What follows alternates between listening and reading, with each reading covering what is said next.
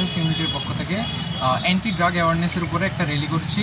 আমরা সমাজের সকল মানুষকে জানাতে চাই যে ড্রাগ কতটুকু ক্ষতিকর, এটার মাধ্যমে তাদের পুরো জীবন ধ্বংস হতে পারে। তাই আমরা অ্যান্টি ড্রাগস অ্যাওয়ারনেসের জন্য আজকে এই র্যালি। আমরা সবাইকে সচেতন করতে চাই যে ড্রাগস খুবই ক্ষতিকর তাদের জীবনের জন্য। এটাই আজকের মতো।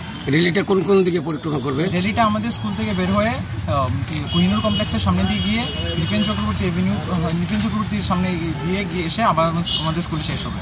এনএসএস ক্যাম্প আজকে কদিন চলছে? আজকে আমাদের 7ম দিন। আজকে আমাদের ক্লোজিং সেরেমনি হবে।